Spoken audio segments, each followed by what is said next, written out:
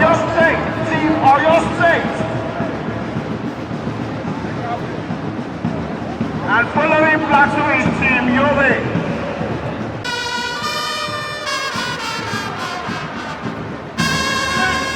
Team FCT.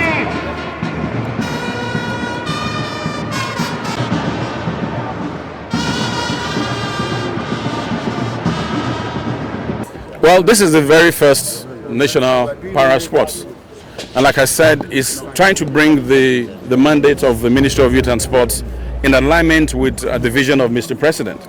Under Mr. President, President Muhammadu Buhari, we've had the Disability Act signed into law. We've had the establishment of the Disability Commission. At the National Assembly, we have committees chaired by our lawmakers. So this is in alignment with that. We believe, like I said, there's ability in their disability. The most recent Olympics, we saw what they did. They gave us our greatest number of gold medals. Previous Olympic, they did the same thing. At the Commonwealth, the same thing. If there's no competition, no athletes can improve and excel. And we felt that they deserve their own special national sports competition. Don't also forget, in December last year, this ministry created for the very first time a department for para athletics. I do not know how to express my sincere appreciation for the turnout first and foremost, and seeing close to around 4 to 5 honorable ministers and about 3 chief of staff being present at this occasion. It gives a very great woman, meaning that the Nigerian government are actually interested in this. Parasport there, we just have to start with that particular story, talking about Parasport Festival, the first edition in Nigeria, taking place at MK Abiola Stadium. It started like a joke and really is becoming a particular competition that Nigerians are looking up to. Welcoming you on the show, 360 Sport on Trust TV. I am Atini Achishafe. Well, we'll be starting with Parasport story. We are Team Bayelsa right now leading the pack with so much medals right now, talking about the competition taking place at MK Abiola Stadium. They are leading the pack with so much activities happening there. Well, the good thing is that the para sportsmen and women are really happy for the fact that they are given this opportunity to showcase their talent. Well, Ibrahim Yusuf is here to talk sports with me. Let's celebrate these ladies and the men also who are really having ability in disability. Yes, of course, we have always said that. We've always said that there's always ability in disability, and for a very long time, these para-athletes have shown us that they can really excel. They've gone to Paralympics before, we've gotten the medals. The medals that we've gotten in Paralympics, we have never even dreamed about getting them in the able-bodied one. So they have actually been very good ambassadors of the country. So since we have a national sports festival for the able-bodied ones, I think it's very, very apt that we have the para-sports festival as well for this categories of people. I love the fact that at least the para sports right now are happy that they have their own template to show their grits and at least all the training they've been having all these years. Let's look at the way the table is looking right now. Team Bayelsa, really, they are running away with it. They have 42 in total, 11 gold, 12 silver, 19 bronze. Imo State are second so far with 10 gold, 14 silver, 4 bronze. They have 28 all in all. And Kano State are having 10 gold, 9 silver and 4 bronze, and standing on 23. They are really dragging. Imo State and Kano State are dragging the second position. But for Bayelsa State, they seem to be running away with 11 gold, 12 silver, 19 bronze medals. When you look at the overall medals whole, I mean, like there's 42 to the next one, what 28. So they are actually running away with it. But the thing is, let's just hope that after this, you know, these athletes that have actually won these medals are still kept in competition, are still kept in training. You understand, so that they can be able to, we can build on what we've achieved right now. Because we've had situations before whereby we've had competitions, the talents that are discovered in that competitions are left. You understand, to wither and that's that. We never hear from them again, you know. But let's hope that we have a continuity plan. It should be sustained. Exactly. Let it be sustained. For these para-athletes, not just come here, compete, and to make sure that, okay, these ones go forth and represent the country. And you look at the fact that, okay, the minister said, okay, the minister rather said they will continue, they will make sure this particular competition continue and it will get better. Exactly. But the problem is he won't be here. Another person subsequently, you understand, another person will come in. So let's just, you see, if we have a policy, you know, so we have a policy that is actually on ground. Whoever comes actually will work with that. It's not just a question of somebody waking up today and saying, okay, this is what we need, you know, and then implementing it in his own tenure. When somebody comes back, he brings something else entirely different. But we have a policy. We follow that policy. Whoever comes, he goes with that. And then that is where we can be able to say we are developing sports. And from the way it is right now, it will be wrapping up. That should be tomorrow. Let's see who eventually will win this first edition. That will be remarkable because the first edition is always having that record on ground. The first state to win. Yeah. I wish it's FCT. Okay, we'll move away from para sports. We'll be looking at the first. This is the first edition of the festival. Just the way we are giving it to the para sportsmen and women there. The athletes are really very happy. Now let's go football. Let's talk about the Nigerian National League matches. Actually, we just have to look at matches that we played in the NNL. Well, let's look at those results as we went down across different centers. Just yesterday, FC1 Rocket, with their Rocket, they were able to defeat Inewi United. Apex Creed also pipped Sinosho by a lone goal. Crown FC won Sporting Lagos. They were not sportish enough. They lost that game against Crown FC. Bayelsa United, it was a good one for them. They won 1-2-3 goals against Otasolo, who put one back. And you have Rovers United of Calabar, who pipped Go Round FC by a lone goal. That name is always so nice to call, Go Round FC. And they actually went round.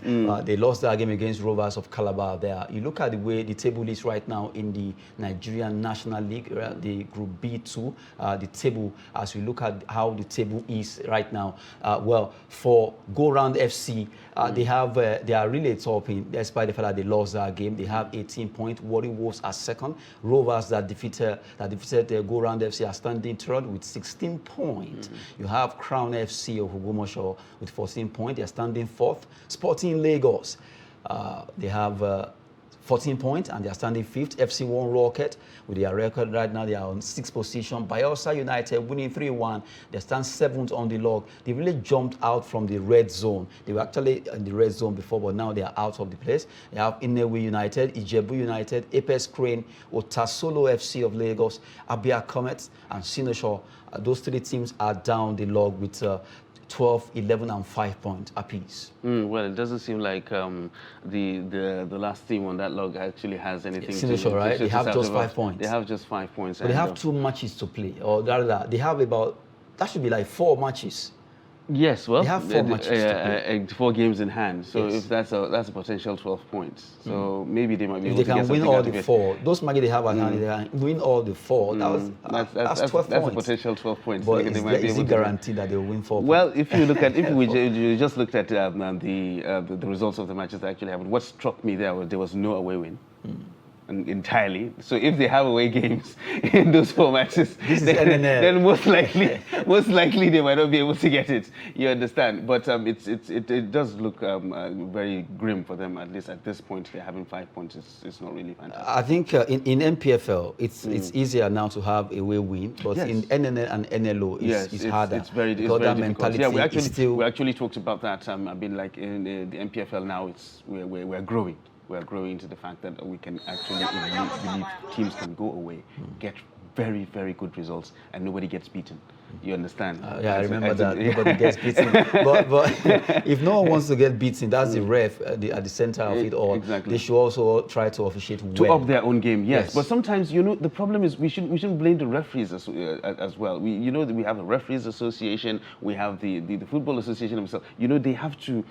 These referees, they have to get the training required. They have to have the facilities to be able to train well. They have to get the badges. Aside that, their indemnity, they need to take care of their welfare. Exactly, their welfare. They have to have the insurance and whatnot, because we know this goes on.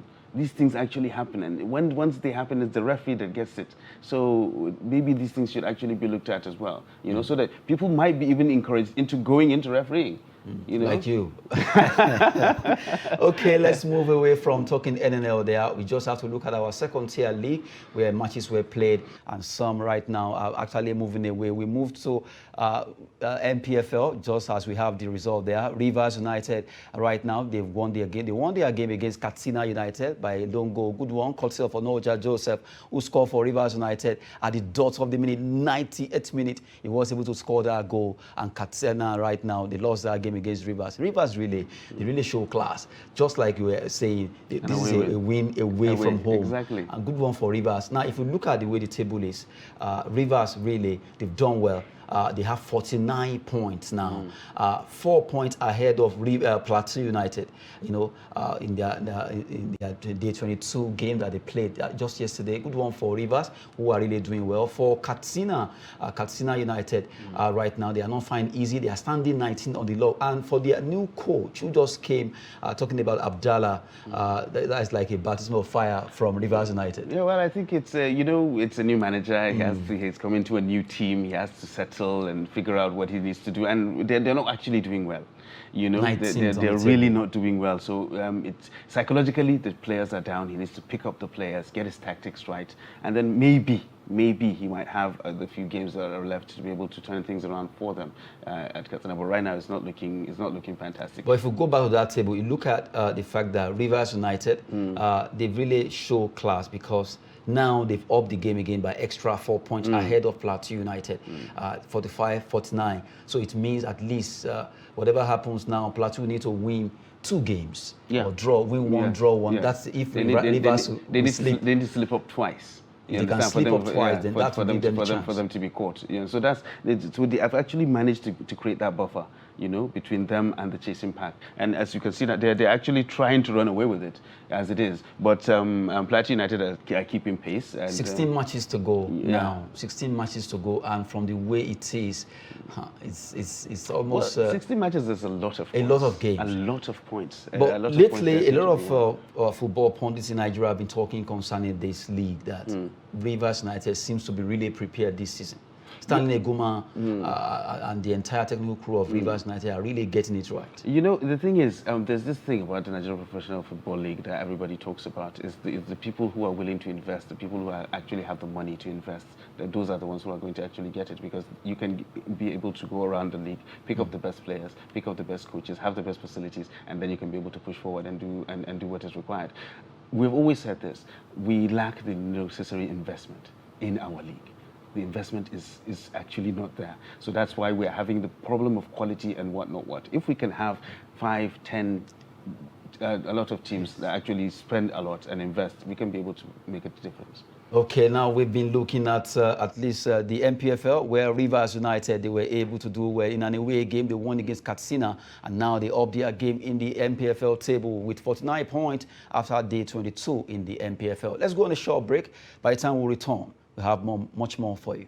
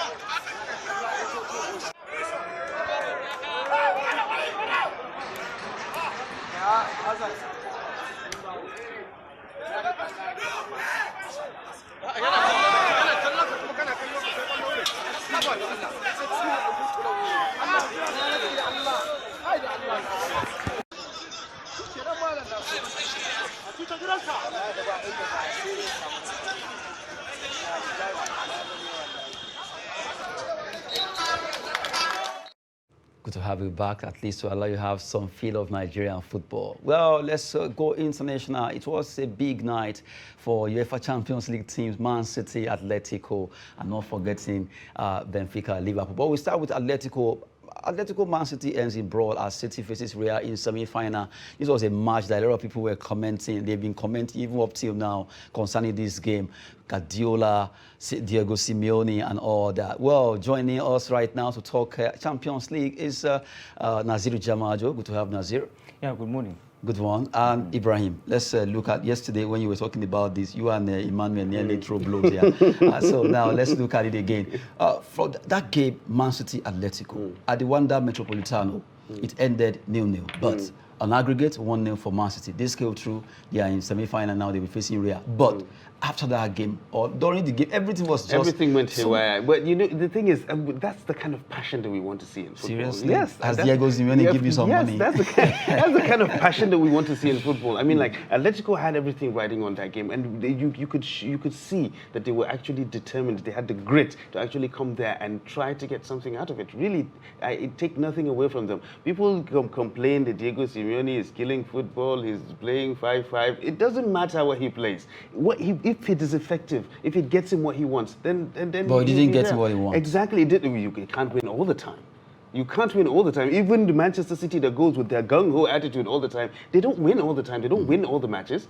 Yeah, but still, they have a philosophy and they stuck to it. Nobody's saying Guardiola is crazy. He goes and he attacks people and he wants to score 10 goals in every match. Nobody says that. Do you agree with this? Yeah, I think maybe yes, because the way Manchester City have been playing. Yesterday, it was a night that Manchester City, we all know that. They know that if they go to the Wanda Metropolitano, you have to grind a result. And that was what happened yesterday. There were fights in the game. And at this difficult time, Manchester City, the way they are playing at this difficult time, you can see they are still competing in the Premier League, trying as much as they can. And yesterday, their counterparts in Liverpool had the chance to rest some of their players. So it's going to be difficult for them. And with the way they played yesterday against Atletico Madrid, wow, they need to grind the result, and they did. Kudos to Pep Guardiola and his tactics to make sure that they go away with that result. Now, will you agree with Ibrahim that he's kind of supporting Atletico for the way they acted, the savage, their player, and everybody? Look at this picture. Look at this. Yeah, actually, I think the Atletico Madrid should be doing better with the squad that they have got.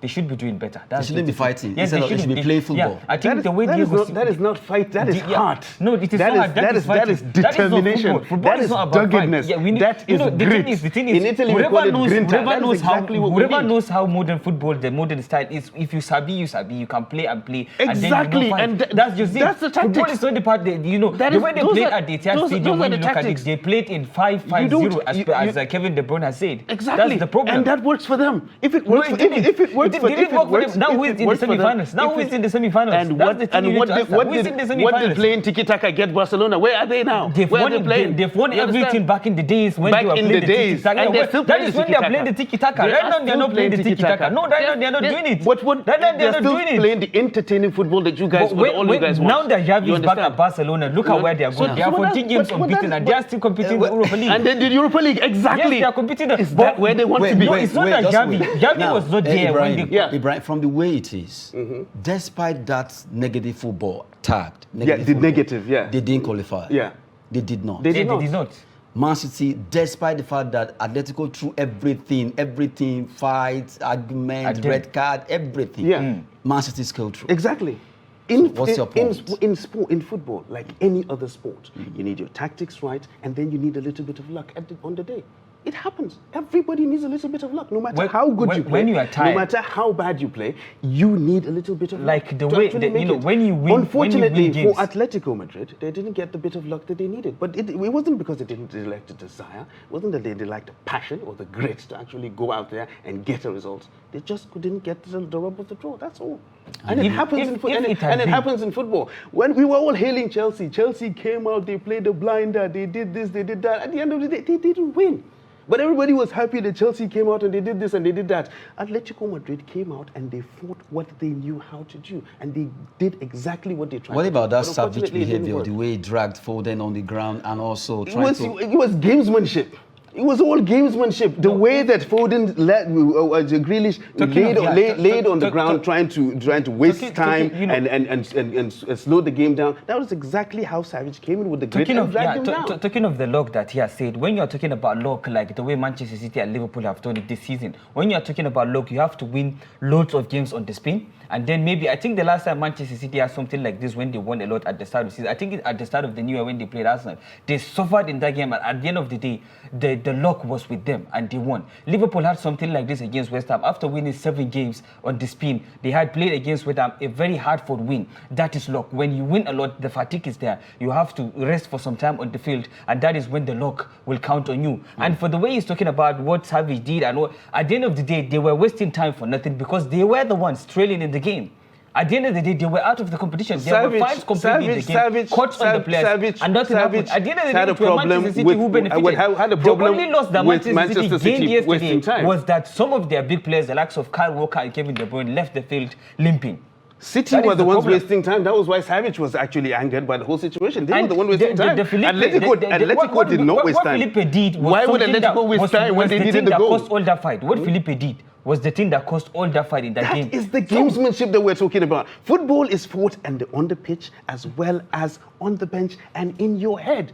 That is the gamesmanship we're talking about. We get into you, we ruffle your feathers, we make you feel uncomfortable. And at the end of the day, who benefited? You were the one failing, so you don't have to go in such kind of way. You need every single second to go ahead and equalize. You need to disrupt your opponent. If you disrupt them, by the end of the game, you are disrupting them. So what's your benefit? You are the one that should be saving that much amount of time so that you can't be able to equalize. You are trailing. Okay, gentlemen, no point. I think from the way it is, no matter how Atletico did everything they could do, they are out. Yeah, of course.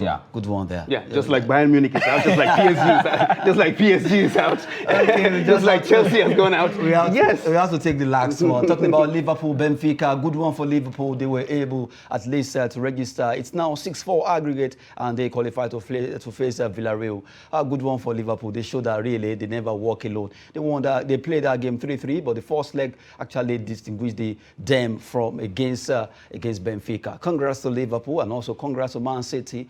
They will be facing Real Madrid and also Liverpool against Villarreal. Some people are already saying Liverpool are in the final. Do you agree with that? No. Briefly. No. A lot of people are saying Bayern are going to be in the semi-finals and they're not there now. So I think on this occasion it's a different game. I will go with Liverpool 100%. They'll make it. So you are seeing who in the final? Liverpool against Real Madrid. Seriously? Yeah. Liverpool, Real Madrid? Yeah. What about you? Real Manchester City. Real Man City. Yeah, Real Manchester. Oh my goodness. Okay, we've been talking sports on 360 Sports. Well, the show has been very, very fierce because Ibrahim and Nazir seems not to be agreeing on Atletico versus Manchester City. That does it on the show. We want to appreciate both of you for coming on the show. It's always a pleasure to be here. Good one there. Nazir, thank you. Thank you. You're welcome. Good one. Well, Man City, they are actually in semi-final. They'll be facing Real. Let's see what happens next. I am Adeni Ajishafe. Thanks for watching.